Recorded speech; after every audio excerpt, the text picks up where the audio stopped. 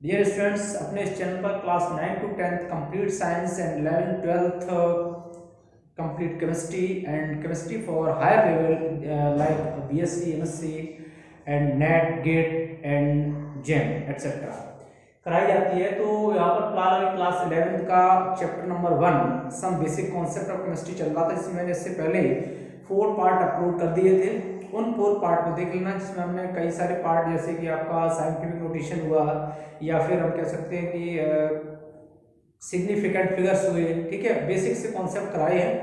फिलहाल आज हम बात करते हैं फिफ्थ पार्ट की। देखो इसमें कुछ चीज़ें हैं और आपको बता दें कुछ ऐसे पॉइंट्स हैं जिनको लेकर के अक्सर आपके माइंड में कंफ्यूजन रहता है, ठीक है।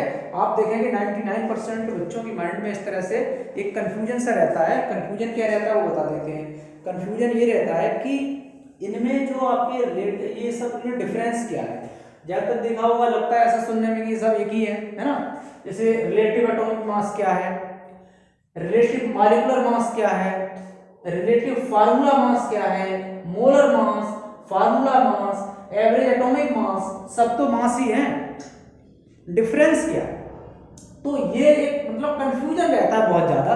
तो ये मैंने इसका थोड़ा सा अनुभव किया, हमने कहा बच्चों को इसमें कंफ्यूजन होता है, तो ये कंफ्यूजन दूर करने के लिए सभी को मैं एक एक करके वेरीफाई कर देता हूँ कि क्या इसका बारीकी से डिफरेंस है, ठीक है। सबसे पहले हम बात करते हैं relative atomic mass. Relative atomic mass का मतलब हुआ कि हम रिलेटिव की बात करते हैं, द नंबर ऑफ टाइम्स। क्या कहेंगे कि रिलेटिव एटॉमिक मास में the number of times of a given element is heavier than 1/12th mass of one atom of C12। एक बार मैं डेफिनेशन को लिख देता हूं कि इसको हमने क्या किया, रिलेटिव एटॉमिक मास को बताने के लिए एज रेफरेंस के रूप में कार्बन का जो C12 आइसोटोप होता है उसको एज ए रेफरेंस मानते हैं। उसी के बेस पे यहाँ पर रिलेटिव एटॉमिक मास को डिफाइन किया जाता है। तो क्या कहेंगे, एक बार फिर सुन लीजिए। क्या कहा हमने कि the number of times of A given element is heavier than the 1/12th mass of one atom of carbon C12। एक बार मैं इसकी डेफिनेशन लिख देता हूं, the number of times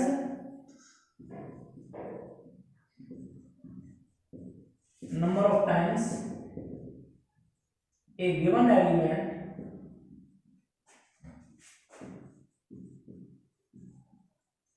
is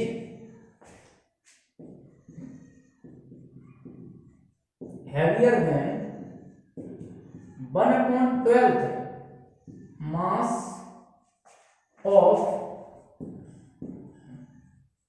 one atom of C12। Okay, इसको हम इस तरह डिफाइन करेंगे कि हमने कहा कि the number of times A given element कितने टाइम्स हैवियर है, किससे, 1/12th मास ऑफ C12 के 1/12th मास से कितना हैवियर है, उसको हम लोग बोल देते हैं, क्या बोलते हैं उसको बोलते हैं रिलेटिव एटॉमिक मास।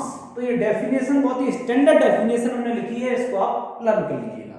इसके बाद जैसे रिलेटिव अब आता थी मॉलिक्यूलर मास क्या है। ओके, रिलेटिव मॉलिक्यूलर मास, तो रिलेटिव मॉलिक्यूलर मास क्या है कि it is the sum of relative atomic masses of a compound. किसी कंपाउंड में, किसी मॉलिक्यूल में जो एटम्स दे रखे हैं, जो कॉन्स्टिट्यूएंट पार्टिकल्स हैं, उनके रिलेटिव एटॉमिक मासेस का जो सम है उसको रिलेटिव मॉलिक्यूलर मास बोल देते हैं। एग्जांपल के द्वारा मैं आपको बताता हूं, पहले मैं इसको डिफाइन कर देता हूं कि रिलेटिव मॉलिक्यूलर मास क्या है कि it is the sum of relative atomic masses of constituent atoms in a compound और ए मॉलिक्यूल। लाइक जैसे देखेंगे, पहले मैं डिफाइन कर देता हूं कि it is the sum of relative atomic masses it is the sum of relative atomic masses of constituting atoms means जानते हैं क्या होता है, constituting atoms means जिन एटम से मिलकर के कोई मॉलिक्यूल या कंपाउंड बना हो उन्हें बोलते हैं constituting atoms। तो it is the sum of relative atomic masses of constituting atoms of a compound और ए मॉलिक्यूल, कुछ भी हो सकता है, कंपाउंड हो सकता है और एक मॉलिक्यूल। जैसे मैं फॉर एग्जांपल के लिए लेता हूं, यहां से मैंने एग्जांपल फॉर एग्जांपल की बात कर रहा हूं, मैंने लिया CH4। तो CH4 के जो कॉन्स्टिट्यूटिंग एटम्स हैं वो कौन कौन से, कार्बन और हाइड्रोजन। इसका मुझे निकालना और रिलेटिव मॉलिक्यूलर मास, इस CH4 का रिलेटिव मॉलिक्यूलर मास। तो relative molecular mass of CH4, relative molecular mass of CH4 equal to कितना हो जाएगा, कार्बन का कितना होता है 12, रिलेटिव एटॉमिक मास कार्बन का होता है 12 प्लस, अब ये 4 एटम्स हैं तो 4 को मल्टीप्लाई करेंगे, हाइड्रोजन का होता है 1 है, इक्वल टू हो जाएगा 16U। क्या लिखेंगे, जब भी हम रिलेटिव मॉलिक्यूलर मास निकालते हैं तो उसको U, और U क्या है, जो स्मॉलर मासेस होते हैं, छोटे मासेस होते हैं, उनको मेजर करने की यूनिट है U, जिसे यूनिफाइड मास बोल देते हैं। ओके, तो इस तरह से बहुत सारे एग्जांपल्स हो सकते हैं, यहां से आपका कॉन्सेप्ट क्लियर हो गया होगा। अब हम तीसरी बात करते हैं, फर्स्ट हो गया, सेकंड हो गया, थर्ड हम देखते हैं कि रिलेटिव फार्मूला मास। ठीक है, रिलेटिव फार्मूला मास की बात कर लेते हैं, एक मिनट में थोड़ा सा चेक कर लेता हूं। Yes, okay, relative formula mass, relative formula मास क्या है, देखो जो आपका रिलेटिव मॉलिक्यूलर मास है वही आपका रिलेटिव फार्मूला मास है, राइट। कैसे, तो डिफरेंस क्या हुआ, थोड़ा सा डिफरेंस है।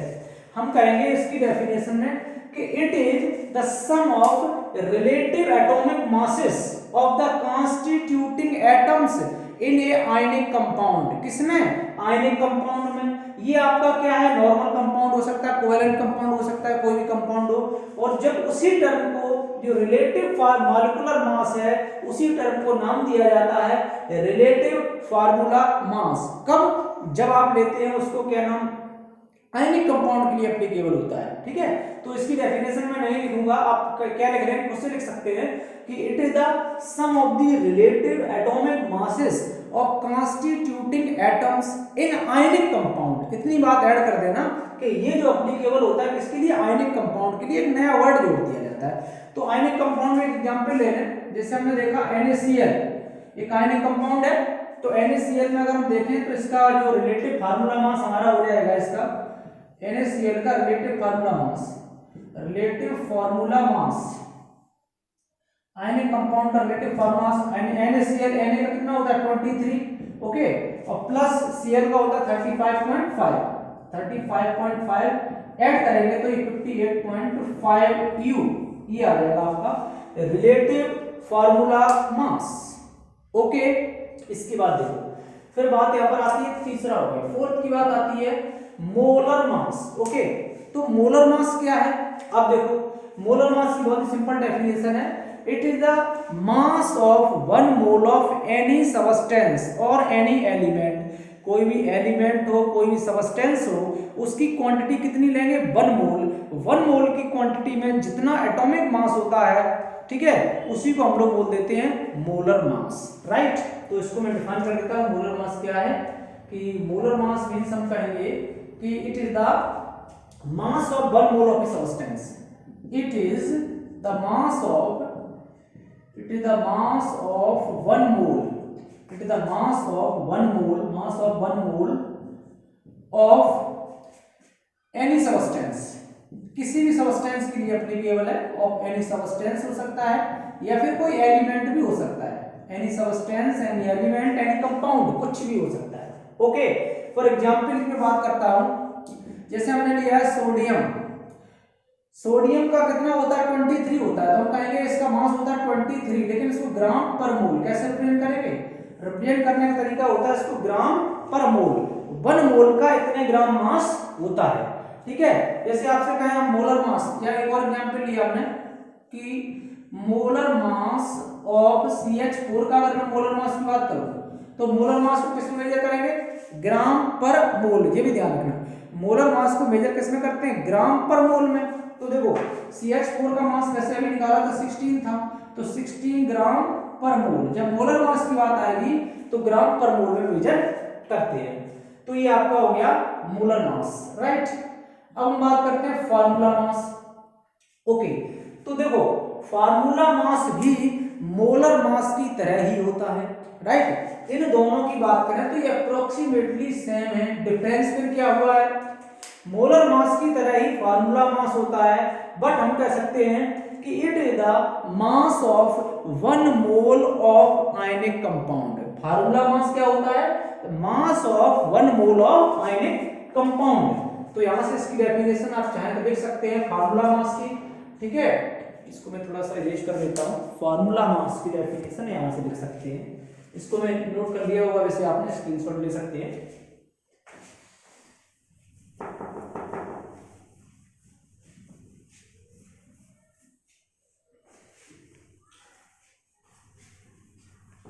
ओके देखो फार्मूला मास क्या हो गया, फार्मूला मास का मतलब कहेंगे कि it is the mass of 1 mole of ionic compound. ये हो जाएगा mass of 1 mole of ionic compound, 1 mole of ionic compound. 1 mole ionic compound का जो मास होता है उसी को हम लोग बोल देते हैं फार्मूला मास। ओके, इसके बाद हम बात करते हैं average atomic mass. Formula mass का एक एग्जांपल ले लो, जैसे हम कहेंगे NaCl। ओके, तो NaCl का फार्मूला मास, NaCl कितना होता है 23 प्लस 35.5 ऐड कर दीजिए तो 58 ग्राम पर मोल। ध्यान रखना, इसको भी हम लोग जो है ना फार्मूला मास को भी ग्राम पर मोल में ही मेजर करते हैं। ओके, और भी एग्जांपल ले सकते हैं, जैसे मैं और भी ले सकता हूं CaCl2 कैल्शियम क्लोराइड। कैल्शियम कितना होता है 40, क्लोरीन का होता है 35.5 इनटू 2 का मल्टीप्लाई कर दीजिए 40 प्लस ऐड करेंगे 70 बनाएगा, ऐड कर दीजिए 111 ग्राम पर मोल। ये आ जाएगा कैल्शियम का, कैल्शियम क्लोराइड का भी आयनिक कंपाउंड है। तो फार्मूला मास और आपका मोलर मास दोनों सेम ही है, बट जो फार्मूला मास होता है वो आयनिक कंपाउंड के लिए एप्लीकेबल होता है, और जो आपका मोलर मास है ये किसी भी कंपाउंड के लिए, किसी भी एलिमेंट के लिए एप्लीकेबल होता है। ओके, अब लास्ट फाइनली बात करते हैं एवरेज एटॉमिक मास। देखो एवरेज एटॉमिक मास क्या होता है, ये एवरेज होता है ना। एवरेज एटॉमिक मास क्या होता है, ये कब एप्लीकेबल होता है, एवरेज एटॉमिक मास तब एप्लीकेबल होता है जब किसी भी एलिमेंट के कुछ आइसोटोप्स हो। बस समझना, किसी भी एलिमेंट के जब आइसोटोप्स होते हैं तो उसमें वहां पर ही एप्लीकेबल होता है आपका एवरेज एटॉमिक मास। उसमें हम उसका एक एवरेज निकालते हैं। भाई आपने देखा होगा किसी भी एटम का मास, किसी भी एलिमेंट का एक पर्टिकुलर मास होता है। Hydrogen, helium, lithium, beryllium, boron सबका क्या होता है, अलग अलग मास होता है। कुछ एलिमेंट ऐसे हैं जिनमें उनके आइसोटोप्स होते हैं। आइसोटोप्स के केस में हम अलग अलग एलिमेंट तो है नहीं, एलिमेंट तो एक ही है, तो वहां पर उसका एवरेज मास निकाल देते हैं। कैसे निकालते हैं, देखो यहाँ पर एक एग्जांपल हमने लिया है, तो हम क्या कह देंगे कि एवरेज एटॉमिक मास क्या है, it is the average mass of all the isotopes present in A element. किसी एलिमेंट में जितने आइसोटोप्स प्रेजेंट हैं उन आइसोटोप्स का जो एवरेज मास होता है उसे एवरेज एटॉमिक मास बोलते हैं। कैसे निकलता है, ये निकालने का तरीका देखो। एक एग्जांपल हमने लिया है क्लोरीन का, राइट। तो क्लोरीन में बात कर रहा हूं। अब देखो क्लोरीन में क्या होता है कि क्लोरीन के 2 आइसोटोप होते हैं। कौन कौन से, बोलो Cl35 और Cl37। 2 आइसोटोप हैं। आइसोटोप जानते हैं आप क्या होते हैं, है ना। आइसोटोप जानते हैं ना, आइसोटोप्स मींस होता है कि the different atoms of the same element which have same atomic number but different mass numbers are called the isotopes. तो इसके 2 आइसोटोप्स होते हैं, बट याद रखना नेचर के अंदर जो इसका अबंडेंस है, नेचुरल अबंडेंस इसको बोलते हैं। नेचुरल अबंडेंस जो क्लोरीन है ये प्रेजेंट होता है आपका 3:1 में। मतलब अगर आपका क्लोरीन Cl35 और Cl37 है, ये 3:1 में प्रेजेंट होते हैं। अब देखो तो इनका हम एवरेज एटॉमिक मास कैसे निकालेंगे। इसका एवरेज निकालने के लिए average atomic mass, average mass of Cl है ना, एवरेज मास ऑफ Cl का एवरेज मास निकालेंगे तो इसका जो नेचुरल अबंडेंस है इसमें इसका मल्टीप्लाई कर देंगे प्लस 3 into 35 1 into 37 अपॉन में जो नेचुरल अबंडेंस है उसको हम ऐड कर देंगे तो 3 + 1। फिर देखो यहां से इसको सॉल्व करेंगे तो आप देख सकते हैं कि इसको मैं इधर ही कर देता हूं। अब इसको ऐड करो, 3 into 35 तो कितना हो जाएगा, 3 5 जा 15 और 3 3 जा 9, 9 1 11 15 हो जाएगा, 3 3 जा 9, 3 5 जा 15 9 1 10 होगा, ठीक है, प्लस और 37 हो जाएगा, और इसको जब ऐड करेंगे तो अपॉन 4 आएगा। तो देखो यहाँ मैं कर देता हूँ, ऐड करने के बाद कितना आएगा, देखो 5 और 7 7 और 5 कितना होता है 12, और 3 1 4 आएगा, और ये आपका आ जाएगा 1 142 अपॉन 4 डिवाइड करो जाएगा, कितना आएगा 142 अपॉन 4 से डिवाइड करेंगे तो यह जाएगा आपका 4 3 या 12, 4 3 या 12, 14 या 22 हो गया, तो आ जाएगा 4 5 या 20, और पॉइंट लगाएंगे 2 बचेगा, 0 लगाएंगे 4 5 या 20, तो ये आएगा 35.5 U, इतना आ गया इसका एवरेज एटॉमिक मास। तो उन एलिमेंट्स के लिए जिनके आइसोटोप्स होते हैं तो उनका हम लोग जनरली एवरेज एटॉमिक मास लेते हैं। तो आई होप दैट स्टूडेंट्स आपको आज ये कंफ्यूजन फिनिश हो गया होगा कि relative atomic mass, relative molecular मास, रिलेटिव फार्मूला मास, molar mass, formula mass, average atomic mass में डिफरेंस क्या है। ओके, तो डियर स्टूडेंट्स अपने इस चैनल केमिकल गुरु को आप लाइक करिए, सब्सक्राइब करिए, शेयर करिए अपने फ्रेंड्स में। थैंक यू, जय हिंद, जय भारत।